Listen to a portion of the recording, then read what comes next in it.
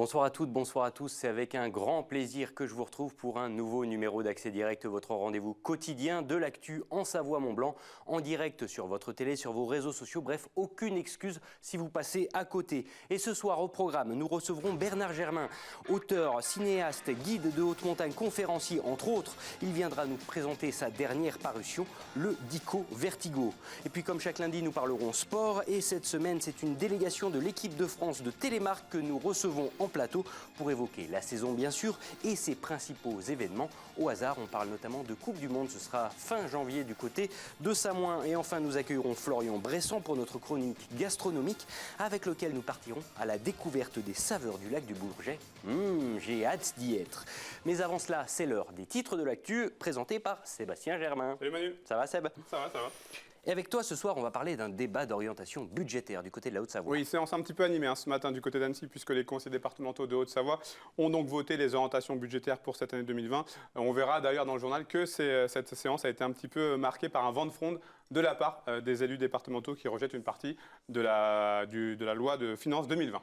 On a hâte de voir ça. Et un deuxième chantier ce soir au titre de l'actu, c'est du côté du musée savoisien. Oui, direction Chambéry, c'est Fanette de Buisson qui a assisté à une visite de chantier de ce gros chantier, des gros travaux pour une restructuration quasi totale de ce musée ce bâtiment qui date du XIIIe siècle, propriété du département de la Savoie, et qui fait l'objet de gros travaux. Il est fermé depuis 2014, on fera un petit peu le point sur le chantier donc avec Fanette. Reportage complet 18h30 dans le JT. Merci beaucoup Merci Sébastien. Manu.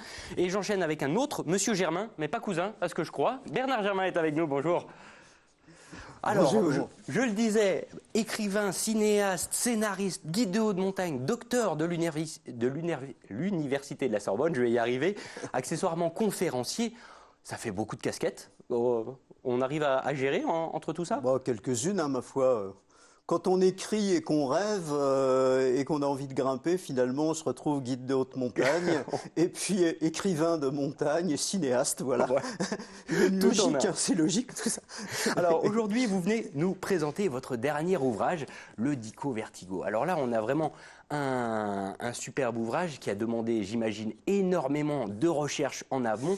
Vous avez voulu, à travers à peu près 500 films, nous proposer justement un dictionnaire de la montagne au cinéma. Comment déjà c'est venu cette idée? Est-ce que c'est l'amoureux de la montagne qui s'est dit « Ah, il y a plein de petites références dans beaucoup de films » ou c'est le fan de films qui a vu toutes les petites références à la montagne? C'est un peu l'amateur de films de montagne et doublé du professionnel cinéaste. Et je me suis aperçu, si vous voulez, que la montagne au cinéma était assez peu traitée en définitive. Les Italiens ont beaucoup travaillé sur le sujet et les Français très peu. Donc j'ai plongé d'abord dans mes souvenirs et puis ensuite dans la cinématographie universelle, puisqu'on va trouver aussi bien les premiers films allemands, le Bergfilm, les films d'Arnold Fanck avec Leni Riefenstahl, etc., ou bien évidemment Chaplin, La Ruée vers l'or, et puis tous les grands films qui ont été faits dans les Alpes, Les Étoiles de Midi, Tout là-haut, et puis aussi ces films du répertoire, c'est-à-dire ces films d'Hitchcock par exemple. C'est pour ça que la couverture présente La mort aux trousses, voilà. Elle est magnifique, c'est vrai que c'est totalement dans le contexte. Et oui, c'est totalement dans le contexte, puisque la fin de La mort aux trousses, ça se passe dans le Mont Rochemort. La balade de Narayama d'Imamura par exemple, qu'on passera au Festival d'Autran d'ailleurs dans quelques mois. Alors, mais ce ne sont pas à la base que des films de montagne, c'est des films sur lesquels il y a une connotation, il y a un passage, et il y en a vraiment pour tous les goûts, parce que vous ne vous contentez pas seulement de mettre en valeur donc, tout ce qui a été fait sur les grands mythiques, on pense forcément à La morsure suspendue, on pense à des noms, des grands noms, Catherine Destivelle, plus récemment Yuli Steck, Alex Honnold, etc. Il y en a vraiment pour tous les goûts. Comment on arrive à faire le tri là-dedans ? D'abord, on ne fait pas de tri, on essaie d'aller vraiment, je dirais, avec son émotion, avec ses souvenirs. Et aussi se demander quels sont les films qui nous ont construits, qui nous ont marqués, quels sont ceux qui nous ont énervés. Et par exemple, Cliffhanger qui est dedans, Vertical J'allais le Limit. citer. Bon, je ne vais pas forcément dire du bien. J'ai revu des choses que j'avais totalement oubliées qui sont importantes pour le grand public. Par exemple, les bronzés font du ski.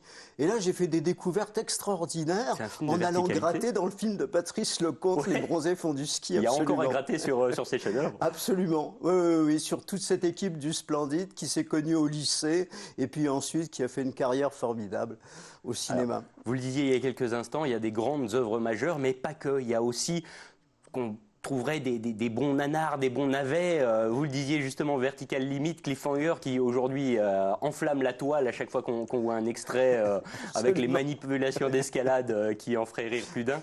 Comment vous avez finalement décidé de mettre un passage, un autre, tel film C'est-à-dire que j'ai pris une méthode de travail qui était tout de même d'essayer de ne pas escamoter les films d'une nationalité quelconque ou d'une époque quelconque, et notamment aussi de traiter sur le même plan le documentaire et la fiction. Donc on va pouvoir trouver un documentaire qui a été fait par des jeunes réalisateurs de Grenoble il y a quelques mois par exemple, avec des personnes qui sont en insertion, et on va... Un film qui n'a rien coûté, on va dire, et puis on va trouver Shining de Kubrick qui se passe au Mont Wood, voilà. Et tout le monde est traité, je ne dirais pas à part égale, tout dépend de l'intérêt, de ma subjectivité. On va dire que c'est très subjectif tout ça. Bon, là en tout cas, il y a un superbe travail d'effort, de recherche. J'imagine que vous avez pris quelques mois, quelques années peut-être pour cumuler toutes ces références. Je disais plus de 260 affiches de films, photos de tournage, 3000 références au tout. Combien de temps il a fallu pour rassembler déjà tout ça? Alors là, il y a 2 ans de travail. Bon, j'ai consacré vraiment 2 années complètes. Je me suis aperçu assez vite que beaucoup de films n'ont pas été vus par les lecteurs. Et que c'est intéressant de les emmener vers ces films. Donc il y a toujours un petit synopsis qui résume le film de telle façon qu'on comprenne dans quel contexte je pose un propos critique ou bien j'apporte des informations. Et puis on apporte aussi toujours des informations sur le nom des comédiens, le nom bien sûr du réalisateur, l'époque à laquelle ça a été tourné et le contexte. Voilà. Ça a un aspect effectivement dictionnaire, mais on va dire que c'est un dictionnaire complice, ludique, et ça n'a pas l'objectivité d'un dictionnaire de l'Académie française. Ah, ça, on est d'accord, je n'aurais pas cette prétention-là en tout cas. Les éditions Paulsen, alors vous, même si vous êtes un habitué, un grand ponte de la littérature et du monde de la montagne, j'imagine que devenir livre rouge comme ça, c'est quand même un grand plus, c'est une chance. Oui, alors j'ai eu la chance aussi de travailler avec Charlie Buffet, qui a travaillé au Cahier du cinéma, à Libération, qui est un très très grand cinéphile, et on a pu véritablement discuter avec lui de ce que pourrait être un livre intéressant, passionnant, de référence, qui reste si possible pendant longtemps, pas sur les rayons, mais qui reste une référence. Bon, il y a 3000 références tout de même hein, dans le livre. On a fait tout ce travail-là précisément parce que les éditions Paulsen souhaitaient vraiment faire un point majeur sur le cinéma de montagne et plus largement sur la montagne au cinéma, ce qui est un peu une première française. On en est fiers. En tout cas, autre projet, j'imagine que maintenant, il y a un petit peu de vacances peut-être, maintenant que c'est sorti, ça vient de sortir, il y a quelques semaines à peine. Oui, alors il y a un petit peu de vacances avec les rencontres du cinéma de Grenoble où j'interviendrai et dédicacerai le livre. Justement, il y a encore quelques... Ensuite, il y a La Rochelle. Après, il y a Autran où on va passer la Palme d'Or de Cannes, le film d'Imamura, La balade de Narayama, dont on a vu l'affiche tout à l'heure et qui correspond un peu au thème instinct d'Autran. Donc, ça va pas être vraiment des vacances, mais ça va être un plaisir de rencontrer à la fois des lecteurs et aussi des spectateurs de cinéma. J'imagine. Ben, en tout cas, merci beaucoup d'avoir pris du temps pour être avec nous sur ce plateau. Bon courage pour la suite et encore merci de votre travail. J'ai hâte de découvrir ça en détail. Merci à vous. Bonne continuation. Je vous laisse Merci. repartir direction la régie. Je vous emprunte ça encore quelques minutes, si ça ne vous dérange pas. Et j'accueille sur ce plateau Julien Hannequin et Alexis Page. Messieurs, bonjour. Bonjour. Julien Hannequin, coach de l'équipe de France de Télémark, accompagné d'Alexis, membre de l'équipe de France de Télémark. Merci à tous les deux d'être là aujourd'hui. Merci de nous accueillir. Oh bah, c'est un plaisir. Quand on a des invités comme ça se passe toujours bien. Dites-moi, c'est vrai que le Télémark, c'est une longue histoire d'amour avec la France. Le palmarès tricolore, il est plus à établir et ça depuis pas mal d'années. Aujourd'hui, on est un petit peu une saison de transition justement entre plusieurs générations. On a la nouvelle génération qui est là, Alexis, qui en veut, qui, si je dis pas de bêtises, vient d'intégrer l'équipe de France. C'est ça, je suis rentré en fin d'hiver là, pour directement passer sur les courses cet hiver. Et alors comment ça se sent? C'est les épaules, un peu de stress Forcément un peu de stress vu qu'il faudra quand même assurer sur les courses pour porter les couleurs du pays, mais du coup ouais, ça va, j'apprends quand même bien cette première saison. Ouais, fierté quand même un petit peu. Oui, un peu. Clairement. Julien, c'est vrai qu'on le disait, on a les grands cadors, on connaît tous Phil, en tout cas de réputation, qui vient de prendre sa retraite sportive en fin d'hiver dernier. Comment ça se passe déjà dans les équipes de France aujourd'hui? Quelle est la mentalité, quel est le spirit? On a toujours autant les dents longues? On a les dents longues. Oui, on a les dents Déjà, c'est une bonne longues. nouvelle. C'est vrai que voilà, Philo, avec la carrière qu'il a eue, le nombre de podiums et de victoires et de globes, bien sûr que ça nous laisse un petit peu, c'est un peu compliqué. Par contre, avec Phil, on a pu accompagner les nouveaux. Ça fait 3 ans que Phil lui-même travaille avec les nouveaux, les petits jeunes qui arrivent pour partager son expérience. Donc aujourd'hui, l'équipe de France est en reconstruction avec une équipe un petit peu jeune, mais qui a les dents longues et qui sera sur les podiums cet hiver. Oh bah ça, on n'en doute pas une seule seconde. D'ailleurs, il faut dire qu'il y a quand même quelques grands noms parmi ces jeunes, notamment Argeline Tan-Bouquet chez les femmes, qui déjà a fait quelques saisons vraiment pas mal. Mathie Lopez également. Alexis qui est là et qui, j'en suis sûr, va faire des boîtes cette année. Donc, comment ça se passe cette transition déjà, Alexis? Est-ce qu'il y a beaucoup de liaisons entre les anciens, entre les nouveaux? Comment ça se passe? Franchement, je suis étonné parce que ça se passe vraiment pas mal. Ils nous prennent vraiment sous leur aile.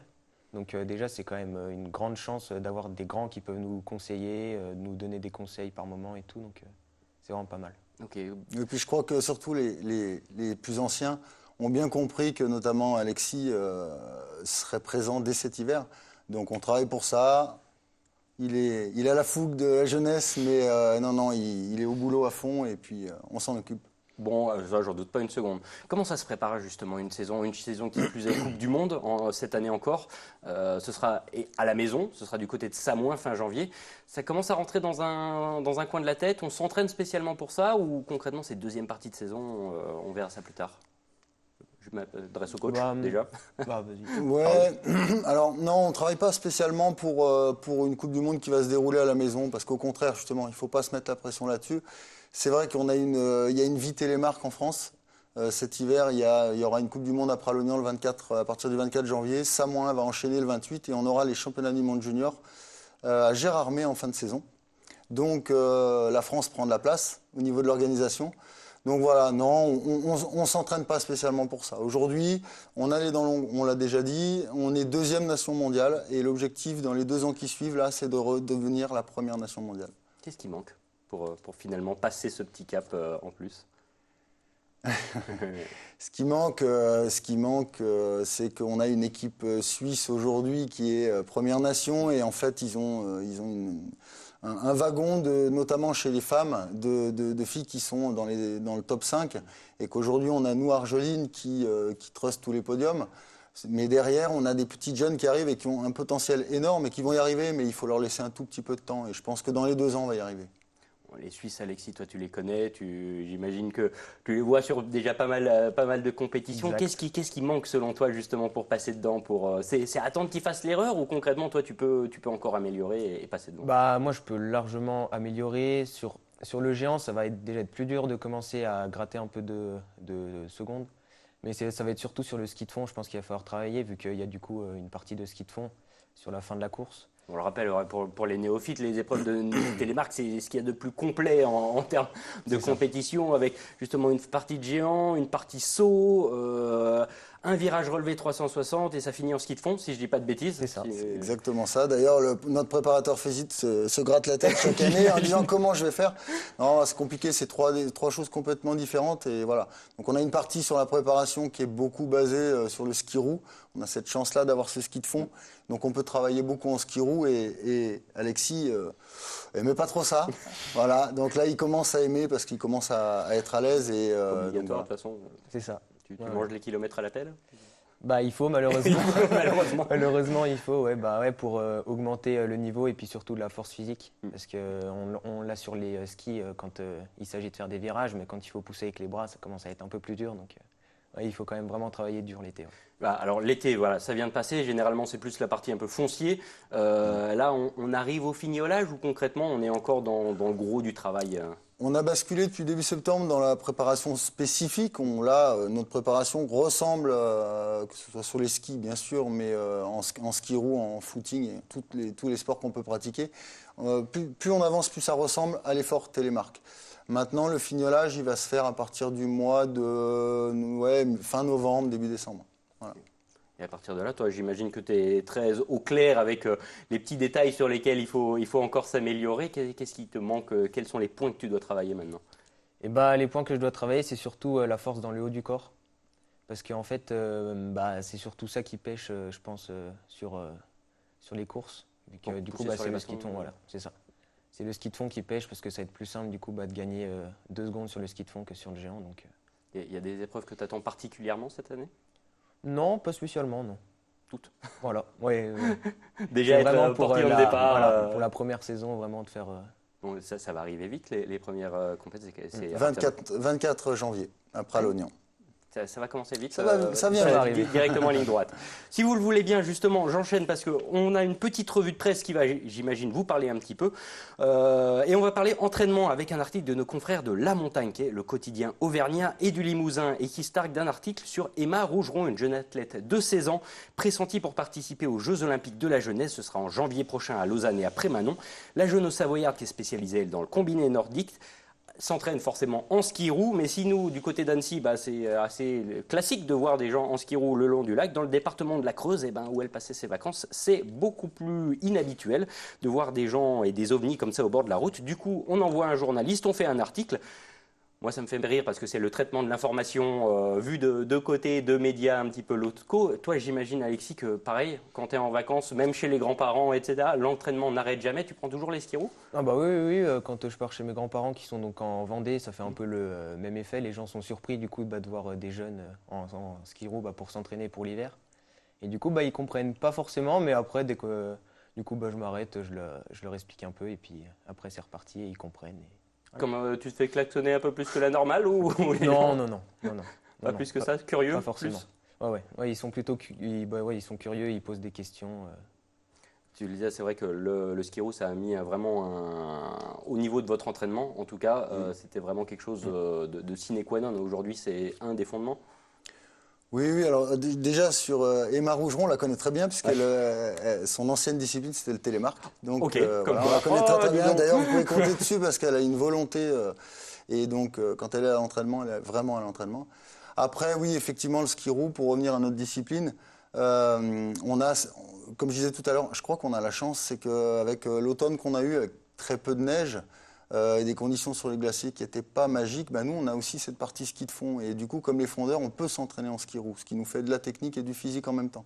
Donc il faut juste que nous, coachs, on fasse en sorte que ces petits jeunes, ces nouveaux athlètes qui arrivent, ils prennent goût et puis qu'ils aient le sourire à faire cette nouvelle discipline. Il y a encore beaucoup de jeunes qui arrivent, c'est tout. Oui. C'est pas difficile de trouver la relève encore? Non, c'est assez facile parce qu'on a pas mal de structures en France avec un très très beau circuit qui s'appelle le Télémark Tour. Donc Alexis est issu de ce circuit-là. Alexis, c'est la seule recrue qu'on a intégrée dans nos équipes cette année. Par contre, on a 3 coureurs du côté de Méribel, on en a du côté de Samoin, on en a aux Ouches. Voilà. Donc non, il y aura un avenir aussi au Télémark dans quelques années. Il n'y a pas de souci là-dessus. On peut vous souhaiter en tout cas. Je vous garde encore une petite minute, le temps d'être totalement complet et de finir avec ma seconde revue de presse qui vous concernera peut-être un petit peu moins, mais bon, on se devait d'être complet. Et on passe du côté du Valais, donc où le tranquille canton suisse fait aujourd'hui les gros titres à cause de la chasse au bouquetin. Un animal protégé en France, en Italie et en Suisse romande, mais vraisemblablement pas en Valais, ce qui permet au canton d'organiser de véritables safaris. Une manne qui rapporterait 650 000 francs suisses chaque année, donc au canton du Valais. Car oui, le bouquetin a un prix à peu près 20 000 francs, dont juste 13 000 pour amener son trophée chez soi. C'est très précis, hein, d'ailleurs, que si on ramène des cornes d'1 mètre, ça fait à peu près 13 000 francs suisses. Et après, c'est 500 francs en plus par centimètre supplémentaire de cornes. Un vrai business, donc, et dont vous découvrirez tous les détails sur le site de nos confrères de la RTS. Je vous les laisse y aller parce que moi, je pourrais m'étaler des heures sur le sujet et c'est pas forcément le but.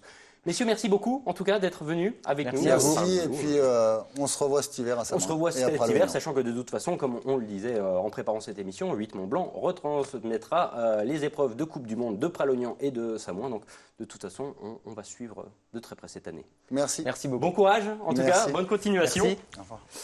Et puis, je passe à notre troisième invité, Florian Bresson, chef exécutif du restaurant L'Estrade, c'est du côté d'Aix-les-Bains. Bonjour Florian. Bonjour, merci de nous d'être- recevoir. Pardon. Merci de nous recevoir. en tout cas. C'est un plaisir, surtout comme ça se passe comme ça. Alors, chaque mois, on a une petite rubrique gastronomique. On essaye d'avoir un chef pour nous parler des saveurs de nos territoires et qu'est-ce qu'il y en a des saveurs. Oui. Toi, tu es originaire du lac du Bourget. Ouais, Saint-Germain-la-Chambotte. Saint-Germain-la-Chambotte, justement. On ne fait pas plus local.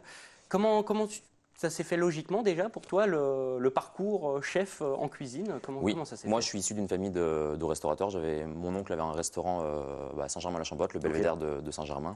Du coup, j'ai toujours baigné un peu dans la cuisine. Après, je suis allé à Thonon-les-Bains faire une école hôtelière. J'ai eu la chance de voyager, de partir aux États-Unis, bosser sur Paris. Ok. Et puis, je m'étais toujours dit, il faut que je revienne en Savoie parce que, et à Aix-les-Bains, pour moi, c'est le plus beau territoire pour la gastronomie. On a une région magnifique, des producteurs magnifiques. Et voilà, depuis le début de l'année, j'ai la chance de bosser sur Aix-les-Bains au restaurant L'Estrade en tant que chef. Alors, deuxième de cuisine, c'est ça? Ouais, en fait, le restaurant appartient donc à mes patrons, Pierre-Antoine et Annelise Morel, Annelise Paille, pardon, je vais y arriver. Pas de souci. Et voilà, donc ils sont patrons, propriétaires, chefs de cuisine et chefs de salle. Et moi, je suis le chef exécutif, donc je mets en marche en fait la cuisine avec mon second et toute notre équipe. Bon, tu as aussi pas mal d'actualités parce qu'il y a quelques semaines, tu as été sélectionné pour la 3e édition du Centre Pellegrino Young Chef 2019-2020. Ouais. Concours international qui regroupe près de 50 pays. C'est ça. Pas mal de pression, j'imagine. Ouais. Comment déjà c'est toi qui as déposé une candidature? Ouais, en début d'année, en fait, j'ai déposé une candidature sur Internet. Donc, on devait préparer une entrée ou un plat qui nous tenait à cœur. Et du coup, moi, tout naturellement, j'ai préparé un plat local avec le lavaret, les légumes de saison. Parce que, Poisson du lac? Ouais, poisson du lac. Normal. En fait, comme on fait au restaurant, tous les produits viennent du territoire, du lac du Bourget, le primeur du coin, les épices du coin. Donc, j'ai refait ça pour mon concours. J'ai eu la chance d'être sélectionné. Et du coup, au mois d'octobre, il y avait en fait la demi-finale régionale où du coup, on était 10 candidats à concourir pour la finale mondiale de l'année prochaine. Et c'était 10 de partout en France et même plus. Ouais, en fait, Europe, il y avait, c'était l'Europe de l'Ouest, donc il y avait la France, la Belgique, le Liechtenstein, Monaco et Luxembourg de représenter. C'est pas Ouais, mal quand donc même. Et qui plus est, avec sous la présidence de jury de Anne-Sophie Pic, Oui. chef 3 triplement étoiles à Valence, étoilé. Ouais, donc, Ça met un donc peu la sacrée pression. ouais, tout à fait. Mais j'étais super bien préparé. En fait, on devait avoir un mentor pour ce concours. Donc, j'étais avec Julien Dangean, qui est meilleur ouvrier de France, charcutier traiteur à Aix-les-Bains. Ça aide. Ouais. En fait, on est voisins. Ok. Moi, je suis au restaurant L'Estrade et Julien, il a sa boutique juste en face de chez nous.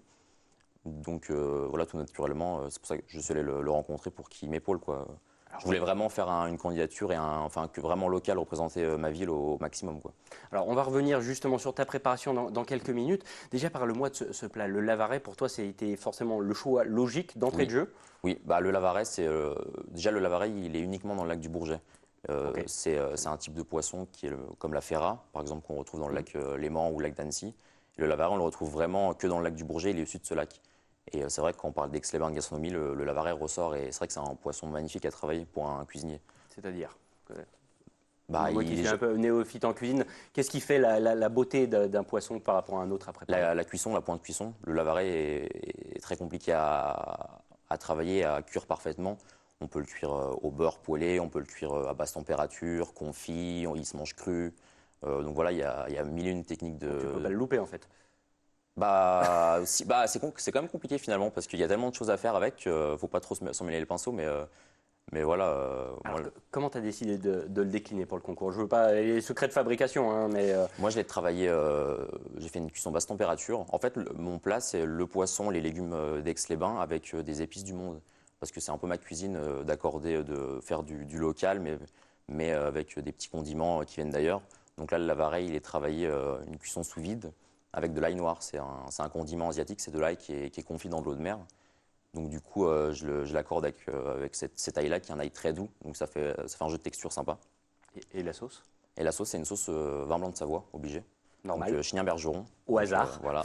Donc je fais une sauce à base de ce vin qui est crémée. Tous les produits laitiers viennent d'une petite fromagerie qui est à Saint-Germain-la-Chambotte, la fromagerie Chabert. Donc voilà, pareil, toujours encore du local. Et une garniture de saison, les légumes viennent du bord du lac du Bourget. Sébastien Favrin, un primeur aixois. Donc voilà, vraiment local au maximum, quoi. Ça, c'est un mets qu'on peut retrouver dans le restaurant, justement, à l'Estrade? Comment? C'est un mets, c'est une assiette qu'on peut retrouver à l'Estrade? On l'a décliné cette année, ouais, sous forme avec de l'omble chevalier. Ok. C'était un peu la même déclinaison, ouais. Mais le lavaret, on essaie dès que la saison est ouverte de la pêche, on le travaille au maximum, quoi, c'est obligé. J'imagine. Tu disais que tu t'es entraîné justement pour ce concours Oui. avec ton mentor, Oui. justement. Question bête, mais comment ça se prépare un concours comme ça? Tu fais ton plat à la longue pour vraiment maîtriser chaque détail ou... Bah oui, pendant mes repos, donc tous les lundis, on s'entraînait. Donc on avait 5 heures pour reproduire ce plat pour 4 personnes. Donc voilà, on fait l'épreuve en temps réel et après on ajuste les petits détails, quoi. Bon, petit concours, déjà, ça met un petit peu le pied à l'étrier. Est-ce que Oui. maintenant, dans la suite, dans les prochains mois, prochaines années, il y a d'autres concours qui te feraient J'aimerais envie? bien, ouais. C'était mon premier concours, donc beaucoup de pression et je ne sais pas trop comment attendre, mais c'est vrai que c'est un monde qui me plaît et j'essaie d'en refaire avec Julien s'il est d'accord, mais ouais, beaucoup intéressé pour en refaire, ouais. Mhm. Surtout qu'en plus, là, le concours San Pellegrino, ce genre de concours, ce qui est bien, c'est que c'est un concours de création, donc les chefs peuvent se mettre en avant et montrer vraiment leur cuisine. Il y a des concours où tout est déjà cadré à l'avance, où du coup, on arrive, on fait notre plat. Là, le concours San Pellegrino, on avait carte blanche, donc on peut montrer un peu notre philosophie de la cuisine. Donc c'est ce qui est intéressant. Et c'est le genre de concours, moi, qui me plaît. Ok, donc ça veut dire qu'on peut te retrouver l'année prochaine, retenter la chance sur le San Pellegrino? Ouais, ou- on va essayer. Et puis certainement d'autres concours mondiaux. Voilà. Je sais pas encore, mais en tout cas, C'est tout le mal qu'on peut te souhaiter en tout c'est cas. gentil. Merci beaucoup Florian d'avoir été avec nous, on le répète, hein. Donc si vous voulez goûter les lavarets, en tout cas, entre autres, c'est au restaurant L'Estrade du côté d'Aix-les-Bains. Justement, petit conseil de préparation, dernier petit mot comme ça pour les gens qui veulent... Le lavaret, Ouais, bah, le meilleur, c'est avec du beurre, à la poêle, bien arrosé avec un beurre meunière. Et c'est top. tout simplement. Voilà. Simplicité, Le plus simple et le meilleur, de efficacité. toute façon. Merci beaucoup pour tous ces petits détails. Je laisserai repartir en régie. Le temps pour moi de vous proposer quelques petites images, comme chaque mois, de la Cinémathèque des Pays de Savoie et de l'Ain, qui nous fait découvrir une petite perle qui date de 1972. Vous le voyez sur ces images, il s'agit là d'une course de vitesse aux Vennes dans l'Ain, organisée depuis les années 50 par l'Union motocycliste de l'Ain. Il s'agit là d'une classique à l'époque qui a réuni entre 1953 et 1975 plusieurs milliers d'amateurs qui se sont massés chaque 1er mai aux abords du parcours pour assister au passage des bolides. Un côté un petit peu amateur, mais vraiment très très bien géré. Concernant le film en tant que tel, il s'agit d'un film muet de 14 minutes, tourné sur du 16 mm et bien entendu disponible sur le site internet de la Cinémathèque des Pays de Savoie et de l'Ain ou sur place au téléphérique. Merci beaucoup à la Cinémathèque de nous permettre de diffuser ces quelques perles qui nous refont voyager dans le temps.